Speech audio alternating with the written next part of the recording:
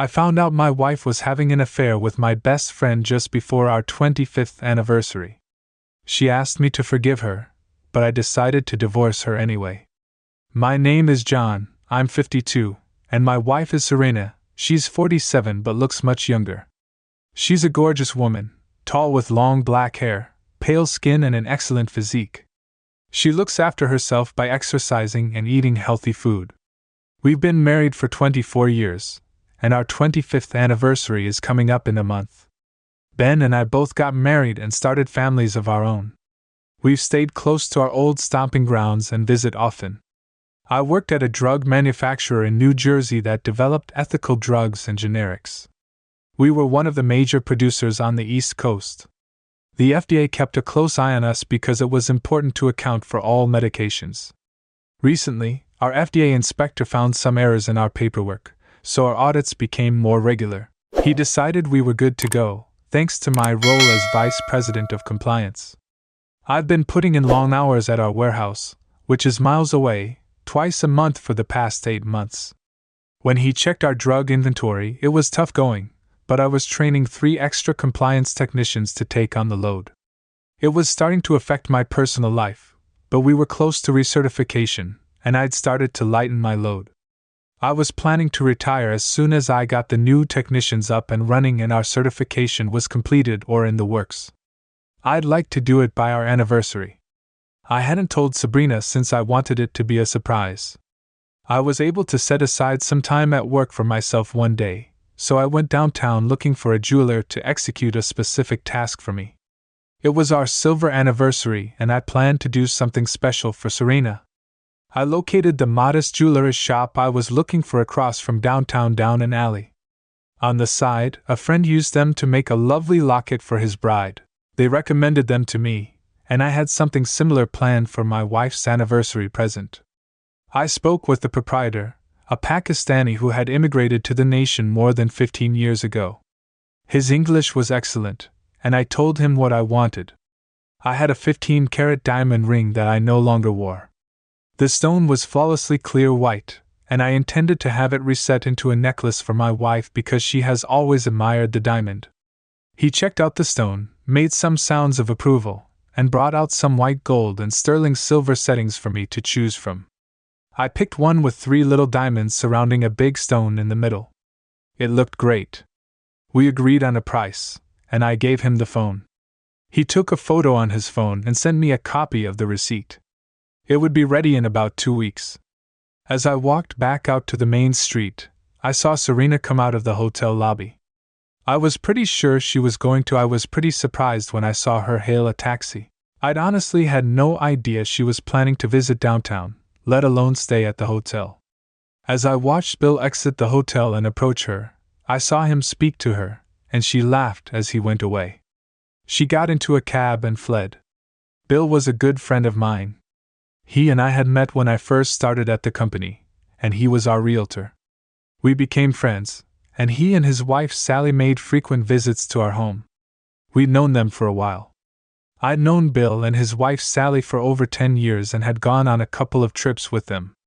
As the taxi drove away, I was perplexed by what I had just witnessed. I thought she was arranging something special for me for our anniversary, and Bill was helping her. I had no idea what they were doing at the hotel. I decided to wait and see how things played out. I'd ask some questions at home tonight and see what she said. Serena and I lived in a beautiful too. I had a good job and was earning a decent wage. I'd also inherited a lot of money from my parents and had sound advice from my investment advisor. It had grown to almost double that amount. Serena and I agreed that we wouldn't touch it until I wanted to retire. I wanted to do it now and the timing seemed right. Our 2 children had graduated from college and moved on with their lives. We loved the house despite the fact that it was far too big for us. I enjoyed returning home to it, and she always had a drink ready. We formed a routine that involved simply conversing about our days. I thought tonight would be extremely fascinating, so I stepped into the kitchen from the garage. I strolled into the kitchen and put my briefcase on the counter. I hung my jacket and tie on a hanger in the entryway. We call this room the library, even though it's pretty sparse. Serena was waiting for me as usual. We exchanged greetings and she asked how my day had gone. I told her it was really productive because I got a lot done. My work for my forthcoming trip to the warehouse. She said she'd spent the whole day at home cleaning and organizing. I was immediately suspicious of her comment about staying at home all day. Why would she say it while she was downtown? It's just about lunchtime. She wasn't very good at lying, so I decided to push it and see how she responded. I asked if she noticed any change in behavior recently. I needed to tell him something regarding a question he'd asked about drugs. I assumed he was coming by, so I asked if she'd seen him since we visited them about a week ago. The lies were starting to add up. If I pushed it any further, she was bound to make a mistake. So I decided not to. I was getting pretty anxious about what I thought was going on. It had been over 6 months since Serena and I had sex. I tried to get it on a few times recently, but she kept turning me down. She said she didn't want to have sex. The last time was on Sunday evening. She had a sudden headache. I hadn't told her about it since I didn't want to make her I was really annoyed, so I suggested that we invite Bill and Sally over for dinner that week on Friday night. She said she didn't think she wanted to have dinner that week, but maybe we could schedule it for the following week. She knew I was going on vacation and I didn't want to plan anything for one of those weeks, so I told her I had to travel next week but would rather do it this week. I then asked if she had a problem with Bill about something I didn't know about, as she seemed unhappy when I mentioned his name. She was now really uncomfortable and stood up, saying something about the bathroom. I thought about her reactions and responses to my questions and I had a feeling she was guilty and that Bill was involved. I decided not to push the issue when she came back to the room and sat down. I asked if she had thought about what she wanted to do for our anniversary next month. I mentioned that I had considered throwing a party here at the house with our friends Bill and Sally, Justin, and Phyllis, and possibly the kids, their wives, and we could get a caterer to make it easier for us. She said she hadn't thought about it yet, so she doesn't know. She asked if that's what I wanted to do. I said I thought it could be a good idea and that we hadn't been having much fun lately, although I'm not sure why. She wondered what I meant and how much fun it would be. I've been working so hard recently, and we don't get much time together because I'm away every other week. I then asked about our love life and said I haven't been too tired for that, but she hasn't been in the mood for the last 6 months. I'm not sure what's going on, but she doesn't seem interested in me anymore. She said she hadn't? I knew she'd been feeling unwell, and that I was to blame for my bad mood. She was outraged, but not because of my attack. She was outraged because I was right, and she wouldn't explain why. I apologized and said I'd back off. I suppose she has her reasons, though I'm not sure what they are.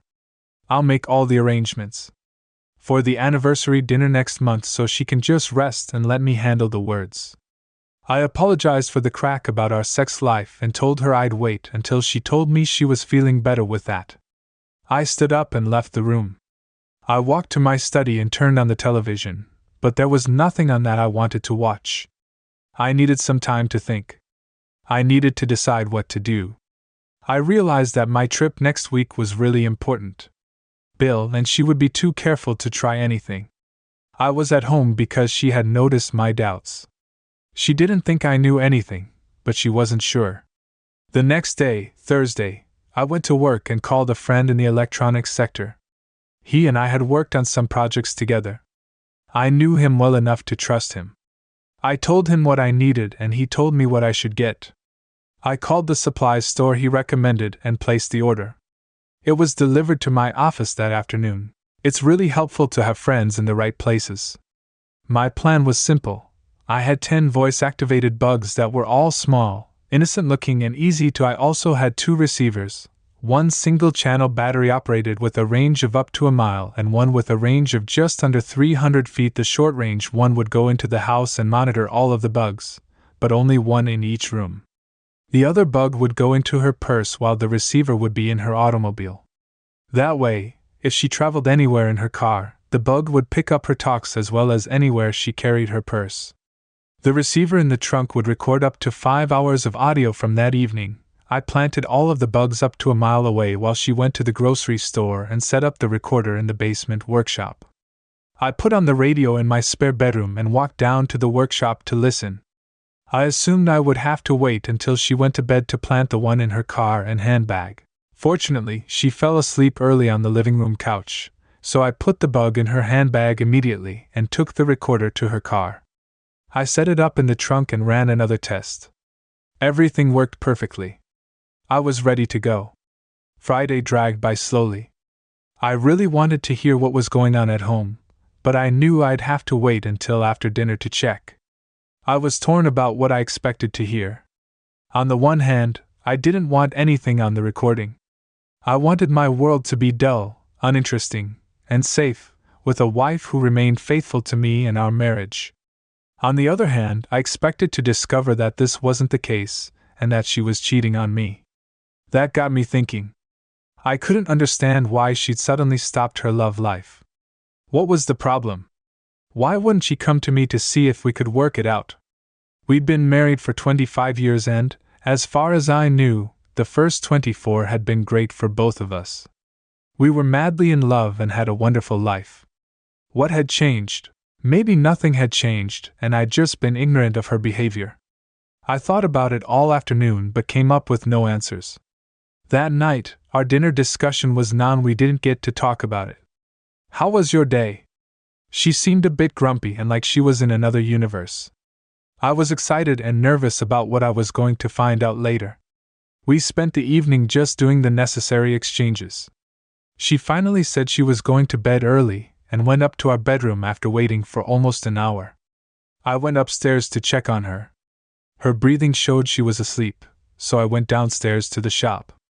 I looked at the recorder and saw I noticed that it had recorded something, so I rewound it and pressed play. I heard the phone ring, and it was very clear, so I knew the recorder was working well. I heard Serena respond, but I only heard her side of the story.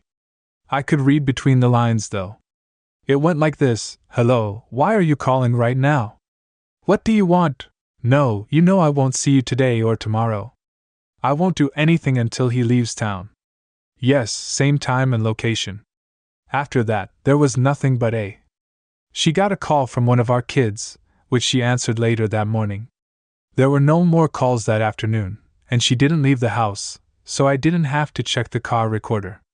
I didn't need to check anything else, period. I avoided her as much as possible that weekend.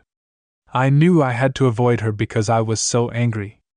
I knew she and Bill would meet again, and despite the anguish, I had to tell myself that I should confirm what I already knew and not intervene. I had enough evidence. I needed to prove what they had done, but I needed more to persuade a lawyer. I decided to wait until after our anniversary party to tell her what I knew. I had a plan to make this anniversary truly memorable. The next Wednesday morning, I told her that I had postponed my trip and would be traveling next week. I said it would be a short trip and that I would leave in the late morning and return by supper. I then told her that I needed to do some preparations for the party and that we'd return.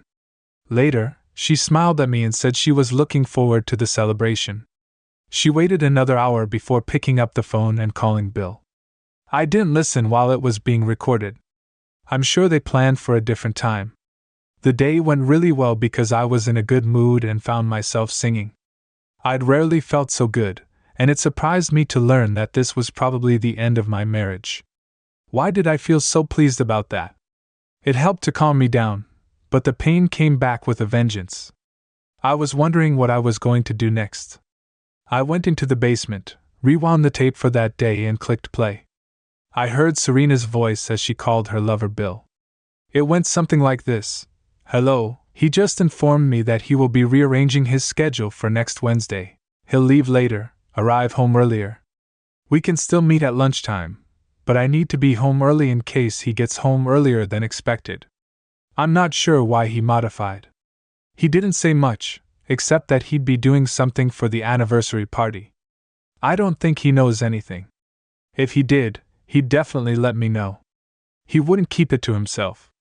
I'm not sure, but I meant it when I said that we need to put an end to this. He may not need to travel as much anymore. We'll have to chat later. The rest of the conversation went just like this, with nothing worth recording. I arrested and reset it to 0, so Serena was about to finish it, but it was too late. I was in pain again as I walked back upstairs. I'd keep listening and take it from there for the following 2 weeks. I stuck to my plan. She and Bill scheduled their meeting for the following Wednesday. I couldn't wait to get home and go to her car. I saw her preparing the table for supper, so I pulled the recorder out of the trunk and brought it downstairs. I checked the counter and saw that there had been 2 hours of tape used. I was confident that it would be quite intriguing. I couldn't wait to listen to it after supper. I told her I'd be working downstairs for about an hour. She just nodded. She was just sitting down for her normal evening knitting. I don't spend much time there. I listened to the audio and was rewarded with an hour of them ducking each other, and her doing things that I thought were low-key, but she seemed to enjoy it. Bill appeared to be equally unimaginative and foolish. I listened to the first section carefully, and then dismissed it. The rest of it was more of the same for the next few minutes. I didn't hear anything particularly interesting. All I could hear was grunting and groaning and the bed squeaking as they worked on it. I listened as my heart got heavy and I heard the sound of my marriage failing. I would never forgive either of them for this. The tape ran for about half an hour as they continued in the same vein. I didn't understand what she was getting out of it. Our sex life was considerably more fascinating than what I'd heard that day, that at times it sounded as if she didn't want to be with Bill. I turned off the recorder and rewound the tape for safety. I dubbed it, storing one duplicate in my safe downstairs and the other in my briefcase. I decided to extract some clips from some of the phone calls during the meeting and create a demonstration tape for later. I walked back upstairs and attempted to carry on with the evening as usual. I felt pain just being in the same room as her. I glanced at her numerous times. She seemed totally normal. I guess she'd got used to cheating on me and didn't feel anything when we were together. Just 3 days before the party, something unexpected happened. I was listening to the records that evening when I heard the doorbell ring. Bill turned up at the house, but Serena stopped him at the door, so I only heard some of the conversation. She was shouting at him and saying over and over, "No, not here, not in my house, never anyway. I told you we were done after a few minutes." Then I heard the door slam and Serena storm back into the house, cursing aloud. It sounded like Bill wanted more and more, and Susan disagreed. During those weeks, I contacted my lawyer and made sure the divorce paperwork was complete. I kept my silence towards her. I spoke when necessary and avoided spending time alone with her. She finally sensed my hesitation and mentioned it a week before the party. She asked if there was anything bothering me or if I told her I didn't know what she'd done to make me angry. She said she hadn't done anything wrong and asked why I thought that. I explained that I'd told her about our concerns some time ago, but she refused to discuss them. She just got angry and yelled at me. That's been her answer to everything. She just hoped I hadn't done something dumb to get back at her or damage her in any way. She tried to respond, but she couldn't get the words out. She eventually broke down and began to cry. I apologized if I made her cry. I was only letting off steam and I knew she wouldn't do anything like that. I completely trust her. I told her I loved her too much to hurt her. I hope she believes me. She simply dried her eyes and looked at me sadly. She remained silent and did not respond to my questions. She eventually went into the kitchen and the subject was forgotten. We spoke briefly after that and things remained the same. We had a lot on our minds as the anniversary party was scheduled for Friday night, the day before our actual anniversary. Friday was a great day for most of our friends and our younger colleagues. We only had to dress for the party because it was catered. We spent approximately an hour together in our master bedroom before the celebration. I decided to stop avoiding the issue and get ready for today. I asked if she was going to wear the blue dress I bought for her last year. She looks great in it, and it shows off her figure. I loved it and bought it for her after she noticed it in the window. I told her I'd bought a dress for her the next day, and she was really happy. She said she was going to wear it and that she loved it. I thought she looked great in it, but she didn't think so. I bought it for her, and since this is our anniversary, she thinks it's appropriate. Then she asked what I was going to wear. I told her it was just I decided to wear a shirt and tie with a sports jacket, so as not to draw attention away from her. She blushed in delight and smiled for the first time in a long time. I wanted her to smile and be happy at the anniversary party, so that people would remember this anniversary for a long time. The first guests were scheduled to arrive at 7. By 6:45 we were all dressed and ready to go. I got a bit emotional when I saw her in that blue dress. When I looked at her, my eyes filled with tears. I'd been in love with this woman for nearly my entire adult life. She'd been my life and I was about to lose her. It was a really difficult moment, so I sat down for a minute. Before my legs gave out, I wanted to give her a gift right then and there. The more wonderful things she could remember from today, the better. I told her that before we went down to see our guests, I wanted to give her my present. I wanted her to have it for tonight's party, so I went to the dresser and I took the gold box the jeweler had given me and took out the necklace. I was fascinated by her neck. She went over to the mirror to see herself. She said it was beautiful and thanked me for it. She said she loved it and would keep it forever. She turned to face me. She moved to kiss me, and we shared a moment of gratitude. We went downstairs together, and I followed her down the stairs. I remembered what I told her, that I loved her. That was the sad truth, and it was the one that I struggled with the most over the last several weeks. I knew that even though I loved her, I couldn't forgive her for betraying me and refusing to confide in me. She'd broken our marriage vows and left me for another man, a man I trusted and respected and would have done almost anything for. I'd been betrayed by two people I trusted the most in the world. It was so intense that I found myself struggling to breathe every time I thought about it.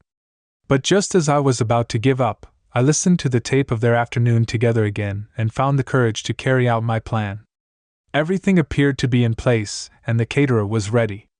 We expected 8 people. People, including our 2 children, Bill and his wife, and another couple we spent time with. As luck would have it, Bill and Sally were the first couple to arrive. I shook hands with Bill as Sally approached Serena and hugged her. These were 2 of our oldest friends, and this evening should be one of I didn't feel like celebrating, but I had no choice.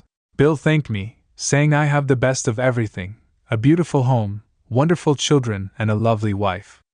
What else could I ask for? I simply thanked him and said that Serena and I have been extremely happy for the past 25 years. However, I turned to Sally and gave her a hug. She was cute, but she'd gained weight over the years. She used to be a beauty, but now she was just an ordinary, dowdy housewife, overweight and plain. She congratulated me and she wished us many years of happiness. I thanked her and told her I'd love to spend more years together, but it might not be possible. I murmured this quietly to her so only she could hear me. She stared at me, surprised, but I simply shook my head, letting her know that now wasn't the moment. I shook my head, indicating that now wasn't the time. I watched them leave and turned to face Serena. She just stood there, looking at me, wondering what I had said to Sally to elicit such a reaction. I encouraged her to enjoy the party, and we'd talk later that night. I just wanted to enjoy our friends and children as well as the fact that we were celebrating our 25th anniversary after 24 beautiful years together. At that point, the doorbell rang and we were ready for the next visitors. Our son Michael and his wife Julie entered, followed by Justin and Phyllis, and our other son Ben and his wife Carrie. We got caught up in the celebrations with our friends and children. Things quickly got hectic and Serena and I were separated to chat with groups of people keen to talk about our party house and anniversary. The evening flew by and we had a great dinner, prepared, catered and served by professionals. Everything was fantastic, except for the 3 of us. Throughout the evening, I watched Bill and Serena. They came together a few times, but couldn't find a moment alone to chat. I saw her finally grab his elbow and pull him into a corner. She spoke to him.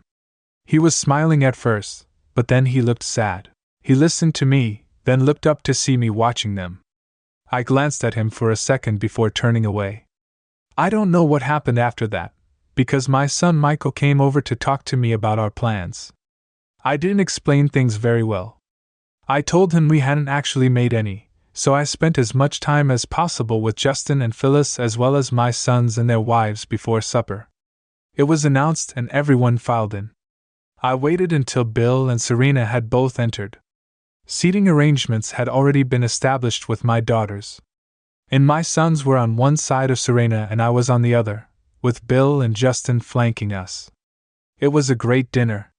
Afterwards, I stood up to give a speech. I'd spent a long time preparing it. I tapped my knife against my wine glass to get attention. Once everyone was looking at me, I thanked them all for coming to this very special occasion. I finally got to toast everyone. I said, "I'd like to toast my beautiful wife, Serena." Everyone had their backs to me as I put my glass down without sipping. Only Serena could see me. After dinner, we sat in the family room chatting over dessert. Bill came up to me.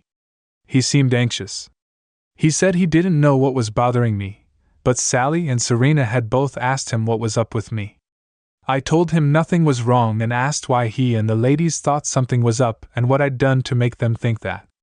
He said he didn't know what they thought, but I'd been out of sorts with him that evening. If there's anything bothering me, he'd like to talk to me about it and help me out. I told him I needed his eye could really use some help and advice on something. If he and Sally are free tomorrow morning around 8:30, they should come over for breakfast, and we can discuss Sally's input. I know it's early, but it's critical, and I'd really like his assistance.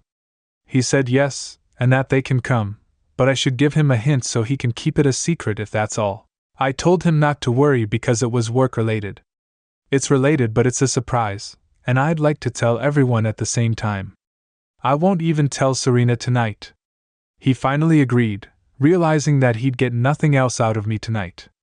I clapped him on the back before moving away to chat with Ben. I saw Bill speak first to Sally, then to Serena. They seemed to think I had a surprise about my job. I was keeping that to myself, and Serena seemed to relax quite a bit. The celebrations were winding down, and everyone was getting ready to leave. I went around the room and chatted with everyone, saying good night and thanks. I was eager for the evening to end because it had been pretty rough for me from the start. It seemed like it reflected a life that had ended. Bill and Sally were the first to leave, followed by Justin, Phyllis, Michael and Julie. My youngest son Ben and his wife Carrie were the last to leave. I spoke with Serena before they did, just shortly before Bill and Sally did. Sally approached me and said that if I wanted to talk before tomorrow, I should phone her. She also said that if there is a problem, she is willing to help. She hugged me while Bill remained silent. I thanked her and said I told her I'd let her know if I needed someone to talk to. I then told her I would see them both tomorrow, and she nodded and left. Her simple statement of caring hurt me more than anything Bill and Serena had done. The problem with all these affairs is that innocent people are always the ones who suffer the most. I'd made arrangements with the caterers to remove any perishables and return around 10. The next morning, I went into the kitchen to clean up. They were just finishing up, but I didn't see Serena. I asked about her and was told that she'd said good night and gone upstairs. I waited a few minutes until they left before turning off the lights. I had a few things to do in the den before heading upstairs. I walked into our bedroom and saw Serena was still dressed. I was sitting in one of the two chairs that made up our sitting area when I walked over to the other chair and slumped down heavily. I looked at her and only felt pain, no rage, no desire for vengeance, only deep, crushing pain. I smiled and told her that I believed the evening went well. She smiled back, but I could sense concern on her face. She asked if she could ask me something about the party. I told her to go ahead, that she was always welcome to do so, and that a husband and wife should not hide secrets from each other. She asked why I set my drink down when I made my toast to her at the party. I told her I don't know and asked what she thinks. She said she genuinely doesn't know and I haven't spoken to her about doing something improper. Then she asked whether she has displeased me in some manner. I answered I don't know. Then I asked if there's something she has done that would make me furious with her, but she answered no and that she simply tried to think of what it could be, but she just knows what's wrong. I told her, I'm sorry, but I don't entirely believe her, and I think there are some really major problems in our marriage. I'm too exhausted to talk with her about them tonight, though. I'm going to sleep in the guest room and we might chat tomorrow. With that, I went to the guest room and closed the door. I'd never slept in the guest room in the years we'd owned the property, and I'd never locked my wife out of my bed. It was pretty painful, to be honest. I checked my briefcase for the items I'd need the following day and found them all there. I undressed, turned off the lights, and fell down on the bed, knowing I wouldn't get much sleep that night. About an hour later, I heard a gentle knock on the door and Serena's voice asking if she might come inside. She knocked again, but I didn't answer, so she finally stopped and returned to our bedroom. I lay there, tears falling, and fell asleep, imagining awful dreams. I woke up at my regular 6:45 a.m. morning. I decided to stay in bed for a while longer. I usually get up and about by 7:15 for breakfast, but I wasn't hungry that morning. I had no appetite. I stayed in the room until I heard her go downstairs, then went to the restroom. I returned to the room and stayed there until almost 8:15, when I went down with a heavy heart to face her. When I came into the kitchen, she was seated at the kitchen table, looking as though she hadn't moved or looked up as I entered with false confidence. I said good morning and asked if I could really use a cup of coffee. I walked up to the machine and poured a cup of coffee that was already quite thick. It had been made hours earlier and was now bitter, but I drank it anyway because it seemed suitable for my mood. She still hadn't said anything, so I took my seat across from her with the morning paper and a cup of bitter coffee waiting for Bill and Sally to arrive. I hadn't told her they were coming, so it surprised her when they arrived with my paper folded and ready. She looked up at me and asked in a low voice if she thought I was guilty, and if that was why they'd come. I noticed she'd been crying, but I didn't want to talk about it until her partner arrived. If they didn't show up on time, I'd have to face it. I was going to say something when the doorbell rang. She looked up and wiped her face before going to the door. She opened it to find Bill and Sally standing there. She asked what I was surprised to see the couple at this hour of the morning. Bill said I'd invited them over the night before. He was surprised that she hadn't expected them. I think Sally noticed her and asked if she was okay. She seemed to have been crying, but she said she was fine and welcomed them in. She came to see what I'd done. She asked why I invited Bill and Sally this morning. I explained what was going on without responding to her. I walked into a hallway and greeted them with a booming once everyone was seated. Bill and Sally were sitting side by side on the couch, and Serena was sitting in her favorite chair, looking terrified.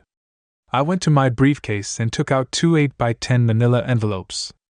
I accompanied them to the center of the room and faced all 3 of them. I told them that I had given it a lot of thought, and had some surprises for each of them.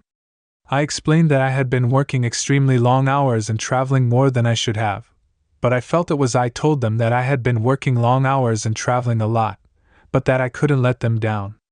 I also explained that I had hired 3 new guys, who are now able to handle the job on their own. My plan was to retire as soon as I felt I could, and that time has come. So I resigned from my job and told myself it was time to rest. Then Serena questioned why I hadn't said anything about it, stating that she would have supported my decision and was aware that my job was bringing me down. Bill also chimed in, saying I don't have to. I'm leaving my job because I don't think it's the right fit for me. I'll be taking a short break from work, and then I'll be ready to jump back in. I'm really grateful that Bill and Serena are both on board with this decision. I've also booked a flight to Miami, where we'll board a cruise ship for our 25th anniversary. Serena then asked if I meant that I was planning to take her. I paused for a moment, and then I said yes. This is it. There's no turning back now. I told her I just thought it might be a bit awkward for her to meet Bill at the hotel on Wednesday afternoons if she wasn't going to be here straight away.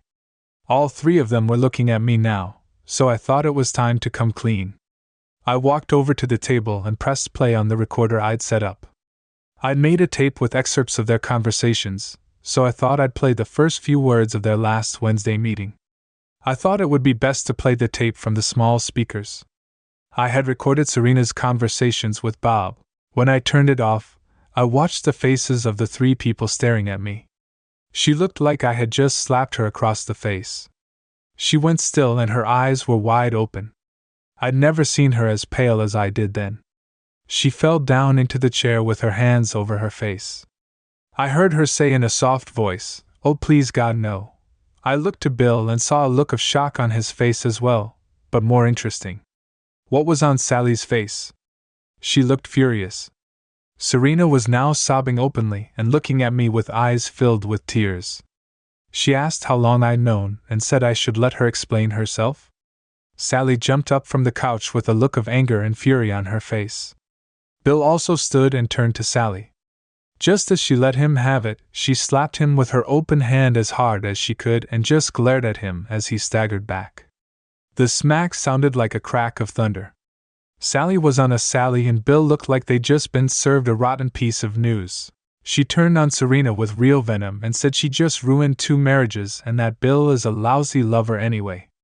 I decided I had better get back into the conversation before Sally killed somebody. I asked Bill to get out of my house right now and I never want to see or speak to him again. He stabbed me in the back, I told Sally. I have something for her, and I gave her a complete record of their phone calls, which is pretty graphic in places. Hopefully it'll help her if she decides to divorce him. I handed her an 8x10 manila envelope, and she took it and stormed out of the house with Bill following behind her. He seemed pretty confused and lost. I really hoped Sally would make his life a living hell from that point on. I turned to Serena, who had been standing still sobbing and watching the whole sorry affair. I told her that she must know by now that she had destroyed Bill and Sally's marriage. I congratulated her and told her that Bill and Sally were 2 of our oldest friends. She has succeeded in destroying both of their lives. I hope it was worth it, and that Sally was a wonderful, kind woman who didn't deserve what she and Bill did to her. She continued crying and said, "I have to let her explain," she said. "I've been so busy, and she was so alone. Bill was only trying to be a good." She said that she had been friends with them, and that they had just taken things too far. She said that it won't happen again and that I have to forgive her and let her make it up to me. I waited patiently until she finished. It was no more than I expected from her. I told her that after I discovered her affair, I did a lot of thinking. I went through days of pain because of her betrayal. I wondered what she was capable of, and whether she had done this before with others. I wondered whether I could live without her if I were to leave her. I asked her what the boys would think. She said we don't have to tell them. She's never done anything like this before with anybody else. She and Bill only met a few times, just the last 2 months or so. I have to believe her when she says she loves me and wants to be with only me. She added that Bill was just there when I was gone. He complimented her, and the way she looked. He was so friendly. She was so lonely. He was there for her. I told her I understood what she did, but I didn't understand why she thought it was okay to do it. I could have forgiven her if she had come to me and said that she wanted to work on our marriage. I could have accepted it if she had confronted me and said that we should go to counseling. But she never did any of that. She never tried to work on our marriage even when I asked her about it. Now she's with someone else, and she's giving him everything she gave me. I can't forgive that. I handed her the second of the 2 envelopes. "I've got divorce papers here. I had them written out last week when I resigned from my job." I told her I wanted the divorce to be straightforward and quick. I said that if she doesn't challenge it, I'll leave the house and a great sum of money. But if she tests it, I'll use all I have from her affair in court and I will fight to take everything and leave her with nothing. Serena sank to her knees with her head down and tears pouring down her face. She was screaming, "Please, John. I'm sorry. Let me try to make things up to you." I told her I needed a chance to make things right. I also said I was leaving for what was supposed to be our anniversary trip and that I'd left instructions with my lawyer on how to contact me and manage the divorce. I don't intend to see or speak with her again. I'll let the boys know how they can contact me. Finally, I said I'd written a letter to each of our sons explaining what had happened and how she'd betrayed me. If she opposes the divorce, I'll send those letters. If she agrees to my terms, I'll tell the boys that she and I had some issues and that we've grown apart and decided to split up. They'll never see them, but I'll tell the boys that she and I had some issues, that our marriage is over, and that we've grown apart and decided to split. I'll trust that they won't think too badly of me." Serena was absolutely shattered. She had collapsed. She was on the floor, sobbing with her arms over her head. I looked at her and felt nothing. I could only think of her comments to Bill as they betrayed me in the hotel room. That memory gave me the strength to turn away and leave the house. I could still hear her sobbing as I went out. The house we'd raised our family in. I had 2 tickets to Miami, hotel bookings, and enough money to live comfortably for the rest of my life. I planned to make the most of it. I wanted a fresh start and thought that, given time, I'd be able to return. I'd lost my innocence and trust. I was really tired. I was fed up with people claiming to be my friends and then treating me like I didn't exist. I was tired of trying to fix a damaged marriage when my wife couldn't even tell me there was an issue or that we were in trouble. She put her own pleasure first. She was more interested in her own desires than mine. She avoided another man for reasons only she knew. I was tired of expecting trust from folks I cared about. None of them had been honest, and none had earned my faith. I loved my friendship with Bill, but he deceived me without thinking.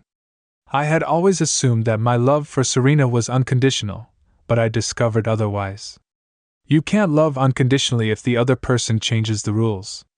I closed the door on 25 years of my life and walked out to my car. I was driving away to start the second half of my life. The first half had not been entirely bad, but it had ended badly. Maybe this time will be different.